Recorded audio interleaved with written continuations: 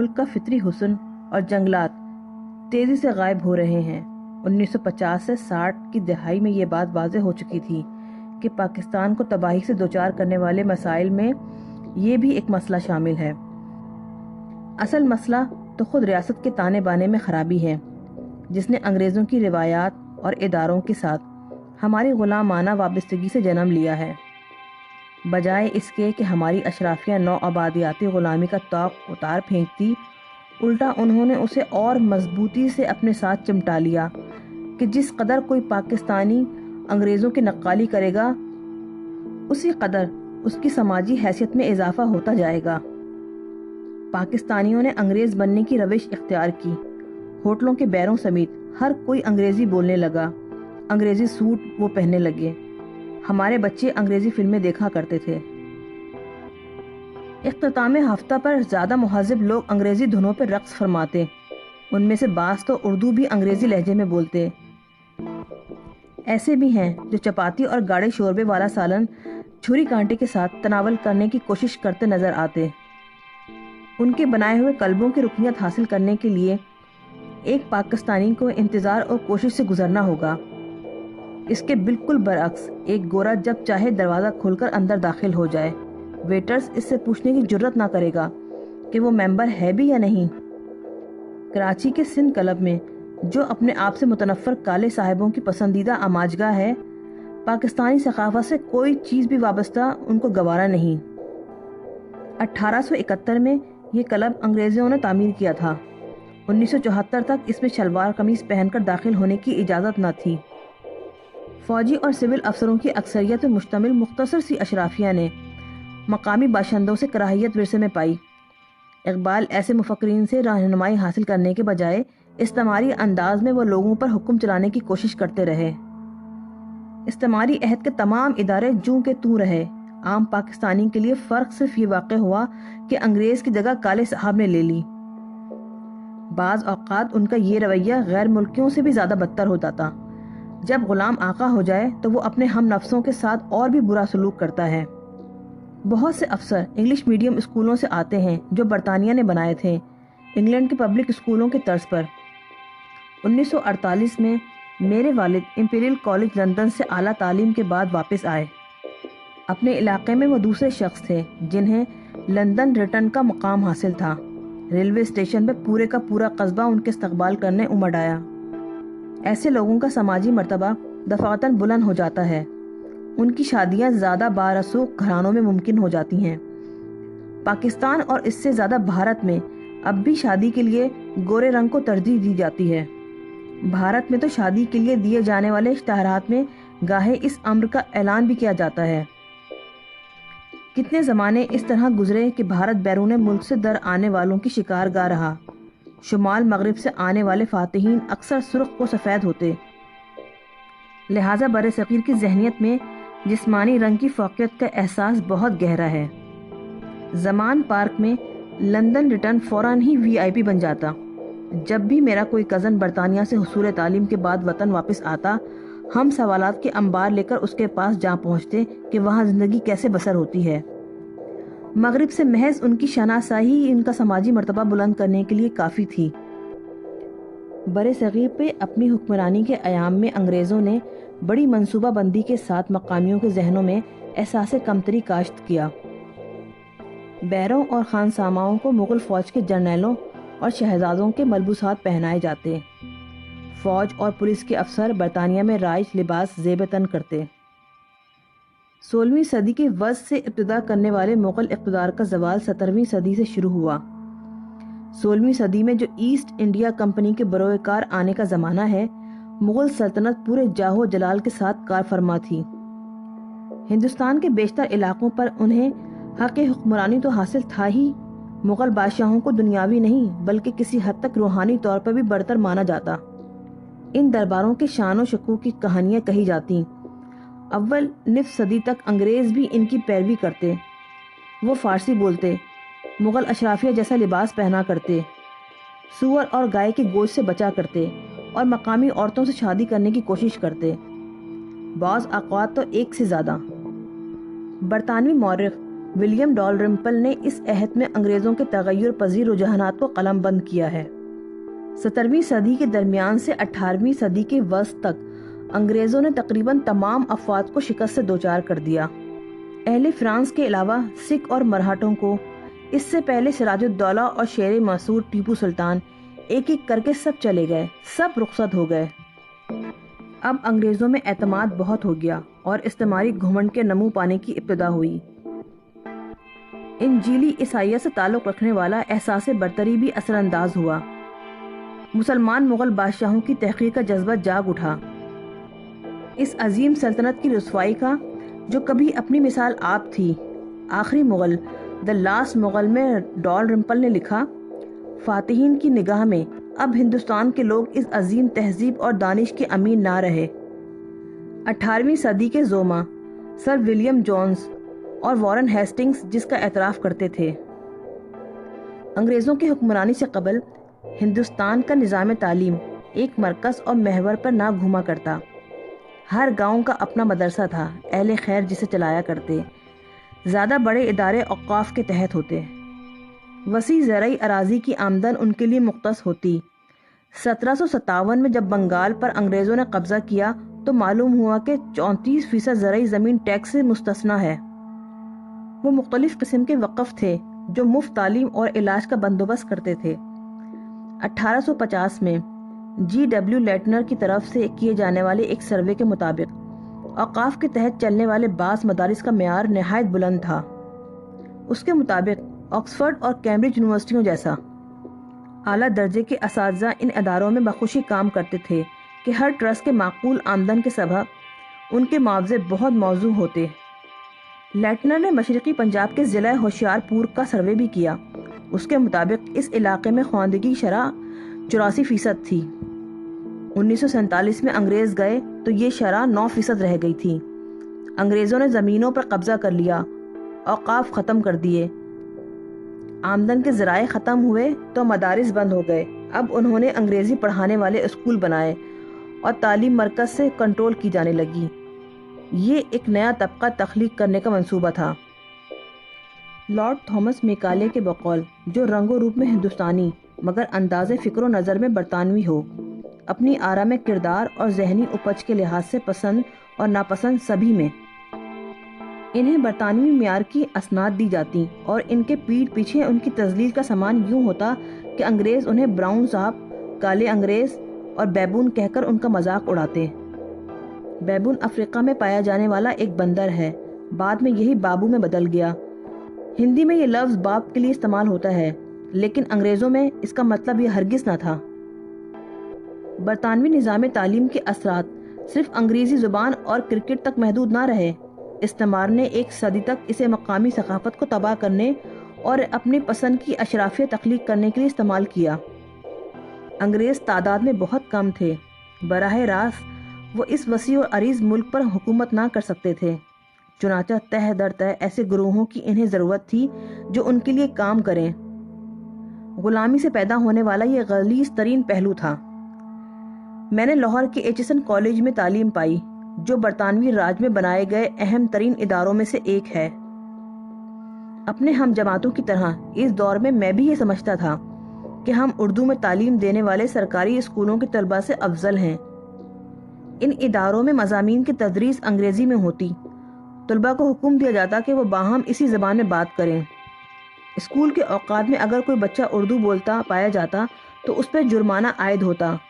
آئین میں ہر چند یہ لکھا تھا کہ پاکستان کی قومی زبان اردو ہے۔ مسلمانوں نے خاندان کا ادارہ بچا لیا اور عبادات کی رسوم بھی۔ خود کو وہ قدیم عہد کے پسماندہ لوگ سمجھنے لگے تھے۔ ہماری تعلیم ہمیں یہ بتاتی ہے کہ اگر ترقی کرنی ہے تو برتر استعماریوں کی تقلید کرنا ہوگی۔ ہم برطانیہ کے پبلک اسکولوں کے ادنا سے نقال تھے۔ ہمارے رول ماڈل، خواہ وہ کھلاڑی ہوں، فلمی ستارے یا عوامی گلوکار، سب کے سب مغرب سے تعلق رکھتے تھے، یعنی وہیں کے اداکار، کھلاڑی اور گائک۔ مزید برآں پرانی نسل مغرب سے مرعوب تھی اور ان کی ثقافت سے بھی، خواہ ان میں سے بیشتر دل میں اسے ناپسند ہی کیوں نہ کرتے ہوں۔ بہت بعد میں مجھے یہ اندازہ ہوا کہ ہماری تعلیم ہمیں خود اپنے آپ سے کتنا دور لے جاتی ہے۔ میرے ذہن پر بس ایک ہی خیال مسلط رہتا کہ ایچسن کے خوبصورت میدانوں میں کرکٹ کھیلا کروں۔ اب ان اسکولوں میں دیسی امریکن پیدا ہوتے ہیں، انداز اور اظہار میں وہ 7 سمندر پار والوں کی نقل اتارتے ہیں۔ ہالی ووڈ کی فلمیں دیکھ کر وہ بیس بال کے کھلاڑیوں ایسی ٹوپی پہنا کرتے ہیں۔ پرانی نسل انگریزوں کی دلدادہ تھی، نئی امریکیوں کی۔ پاکستان بننے کے بعد انگریزی طرز کے اسکولوں سے ہمیں فوراً ہی نجات پا لینی چاہیے تھی۔ سنگاپور، ملیشیا اور بھارت میں آزاد حکومتوں نے تمام تعلیمی اداروں کے لیے یکساں نصاب نافذ کیا، جبکہ پاکستان میں انہیں قائم رہنے ہی دیا گیا۔ نوبت یہاں تک پہنچی کہ اب تک ان طلباء کے لیے کتب کا انتخاب مغرب میں ہوتا ہے۔ ان اسکولوں سے نکلنے والے نوجوانوں کو دوسروں کے مقابلے میں بہتر مواقع ملتے ہیں، سول سروس میں خاص طور پر، کہ وہ اچھی انگریزی بول لیتے ہیں، مقامی نہیں غیر ملکی لہجے میں۔ اپنی ثقافت کو وہ ناپسند کرتے ہیں، ان میں ایک خاص طرح کی خود ترحمی جنم لیتی ہے اور ایک المناک احساس کمتری۔ دو اجنبی جب ایک دوسرے سے ملتے ہیں تو ان میں سے ایک فوراً ہی انگریزی کے کچھ الفاظ لڑکا دیتا ہے تاکہ اسے معقول، مہذب اور تعلیم یافتہ مان لیا جائے۔ ہم انگریزی تاریخ، انگریزی فلموں، کھیلوں، ناولوں اور لباس سے متاثر تھے۔ ہم اس کا مذاق اڑاتے جو ڈھنگ سے انگریزی نہ بول سکتا۔ غلط اردو بولنا فیشن تھا۔ عید اور جمعہ ایسے تہواروں کے سوا ہم شلوار قمیص سے گریز ہی کرتے۔ 16 سال کی عمر میں جب میں لاہور کرکٹ ٹیم کا ممبر بنا تو دوسرے کھلاڑیوں کے ساتھ بات کرنے میں مجھے دشواری کا سامنا ہوتا۔ وہ اردو میں تعلیم دینے والے اسکولوں سے آئے تھے۔ وہ یکجا ہو کر ہمارا مذاق اڑاتے۔ تب میں خود کو اجنبی محسوس کرتا۔ ہمارے اور ان کے درمیان ایک خلیج حائل تھی، اس سے کہیں زیادہ، جو برطانیہ کے امراء اور عام لوگوں میں ہوتی ہے۔ ان کے لطیفے، مزاحیہ جملے، پسندیدہ فلمیں اور دنیا کے بارے میں ان کا نقطہ نظر، سب کچھ ہم سے مختلف تھا۔ تب مجھے احساس ہونے لگا کہ یہ تو دو الگ طبقات ہیں اور باہم ان کی ناپسندیدگی کیسے خطرناک نتائج کو جنم دے سکتی ہے۔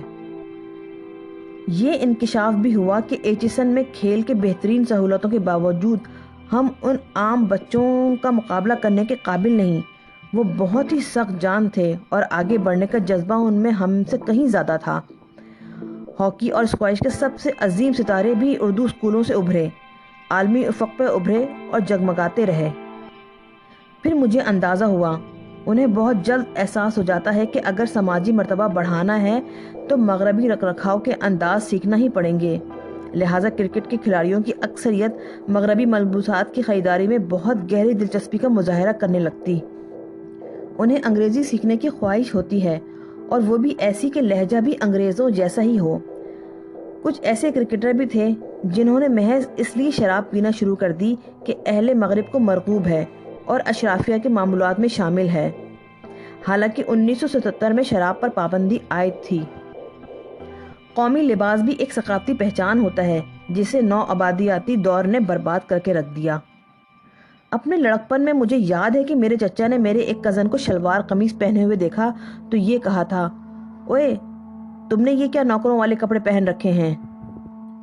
ایک مرتبہ اپنی والدہ کی ایک سہیلی کو میں نے کہتے سنا کہ لگتا ہے کہ فلاں کے پاس اچانک بہت دولت آ گئی ہے کیونکہ اس نے مغربی لباس پہننا شروع کر دیا ہے۔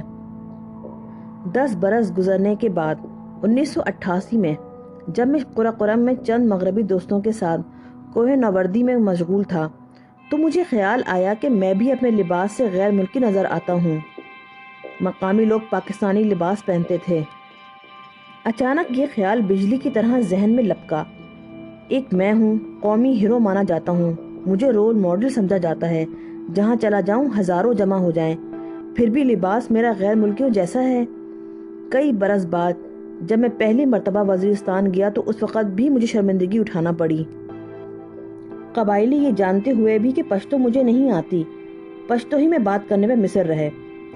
صرف قبائلی علاقوں کا ہی یہ خاصہ ہے کہ وہاں کے لوگ اپنی ثقافت کے اظہار پر اصرار کریں۔ وہ اس فخر سے سرشار رہنے والے لوگ ہیں کہ وہ ناقابل شکست ہیں، کوئی انہیں فتح نہ کر سکا۔ انہیں کسی کی ثقافت سے کچھ مستعار لینے کی ضرورت نہیں۔ استعمار تب فتح یاب ہوتا ہے جب غالب آنے والے احساس برتری اور مغلوب احساس کمتری کا شکار ہو جائیں۔ سبکدوش سول اور فوجی افسروں میں استعماری روایات کا اب بھی غلبہ ہے۔ اجنبی سرزمینوں کے فرزند ان اداروں کے معمار تھے۔ پاک فوج کے ایک لیفٹیننٹ جنرل نے مجھ سے کہا، عمران، تم شلوار قمیص پہننے پر اس قدر مصر کیوں ہو جبکہ سوٹ میں تم بہت جچتے ہو؟ ان میں سے بہت سے لوگ شلوار قمیض ہی پسند کریں گے، خاص طور پر موسم گرما کی حدت میں، مگر وہ اعتماد سے محروم لوگ ہیں۔ 1990 کے عشرے میں شوکت خانم ہسپتال میں میرا ایک دفتر تھا جہاں میں مارکیٹنگ ٹیم کی کارکردگی کا جائزہ لیا کرتا۔ میں نے دیکھا کہ عطیات دینے والے اکثر تاجر ہوتے اور شلوار قمیض میں ملبوس۔ ہم نے فیصلہ کیا کہ ہماری مارکیٹنگ ٹیم والے بھی ان کی پیروی کریں۔ ٹیم کی ایک ممبر نے کچھ عرصے بعد تقاضا کیا کہ اسے پرانے انداز کی طرف لوٹ جانے کی اجازت دی جائے۔ اس کا کہنا یہ تھا کہ اب تاجر اور دوسرے لوگ اس کا ویسا احترام نہیں کرتے، یہ بھی کہ جب وہ بڑے دفتروں میں جاتا ہے تو اس قدر اعتماد محسوس نہیں کرتا۔ مشرف کے دور میں یہ رجحان اور بڑھ گیا۔ اس نے مغرب نوازی کو بہت فروغ دیا۔ اب سندھ اور پنجاب کے سیاستدان بھی اس کی تقلید کرنے پر مجبور نظر آئے۔ بہت سے امیدوار پوسٹروں پر چھپنے والی اپنی تصویر کوٹ اور نیک ٹائی کے ساتھ بنواتے ہیں۔ ان کا خیال ہے کہ اس طرح ووٹرز انہیں کچھ زیادہ اہمیت دیں گے۔ تاریخ کے کسی بھی طالب علم کے لیے غالب تہذیب کی پیروی کے مناظر اجنبی اور تعجب خیز نہیں۔ اٹلی کے علاقے سسلی نے 11ویں صدی میں عرب فاتحین سے آزادی چھین لی تھی، مگر آئندہ 50 برس تک اس جزیرے میں عدالتوں کی زبان عربی رہی۔ پاکستان میں انگریزی بولنے والی اشرافیہ ہمیں مذہب اور تہذیب سے دور لے گئی۔ ہر چند کہ کسی نے عیسائیت کو قبول کرنے پہ آمادگی ظاہر نہ کی، مگر مغرب سے مسحور ہونے کا نتیجہ یہ ضرور نکلا کہ اسلام کو ایک قدامت پسندانہ مذہب خیال کیا جانے لگا، اپنے تمدن ہی کی طرح۔ آخر وہ جو اکثریت میں تھے وہ مذہبی تھے تو مفلس بھی۔ کالج اور یونیورسٹی میں اگر کوئی طالب علم نماز پڑھتا نظر آتا یا داڑھی رکھ لیتا تو اسے مولوی کہا جاتا۔ مغربی تعلیم میں سائنس پڑھانے پر زور بہت تھا۔ کہا جاتا ہے کہ ہر وہ چیز اور عقیدہ جو دکھا کر ثابت نہیں کیا جا سکتا در حقیقت وجود ہی نہیں رکھتا۔ یہ نظریہ مذہب سے متصادم ہے جو غیب پر ایمان لانے کا مطالبہ کرتا ہے۔ مزید برآں 1960 کے عشرے میں نئی نسل نے پرانے کے خلاف بغاوت کر دی تھی اور اس کے نتیجے میں وہ مذہب سے بھی دور ہوتی چلی گئی۔ ہم بھی اسی نسل کا حصہ تھے۔ اسکول کی تعلیم مکمل کرنے کے بعد بھی جمعہ اور عید کی نمازیں پڑھنے میں اپنے والد کے ساتھ جایا کرتا۔ میرا اور میرے دوستوں کا حال مگر یہ تھا کہ اللہ کا وجود ہمارے لیے مسجد کی 4 دیواری تک محدود تھا۔ ہم انگریزی فلمیں دیکھنے والے اس بات پر ایمان لا چکے تھے کہ مغرب بہرحال بالا تر ہے اور اصل اہمیت ٹیکنالوجی کو حاصل ہے۔ اگر اپنے مذہب اور تمدن کا ہمیں بہتر علم ہوتا تو شاید ہم اس طرح للچا کر مغرب کی طرف نہ دیکھا کرتے، اس طرح جھک کر اس کی طرف مائل نہ ہو گئے ہوتے۔ مسئلہ یہ بھی تھا کہ ہمارے علماء مغربی یلغار کا مقابلہ نہ کر سکے۔ مغربی تہذیب سے وہ ناآشنا تھے اور ہماری زبان میں ہم سے بات نہ کر سکتے تھے، ہمیں سمجھا نہ سکتے تھے۔ ثقافتی خلیج نے جو ہمارے اور ان کے درمیان دکھائی نہ دینے والی دیوار کی مانند مگر مضبوط تھی، ہمیں اس انداز فکر کی طرف راغب کیا کہ اسلام عہد قدیم کا قرینہ ہے۔ مجھے وہ طالب علم اب بھی یاد ہیں جو ان مولوی صاحبان کا مذاق اڑایا کرتے تھے جن کی انگریزی ناقص تھی۔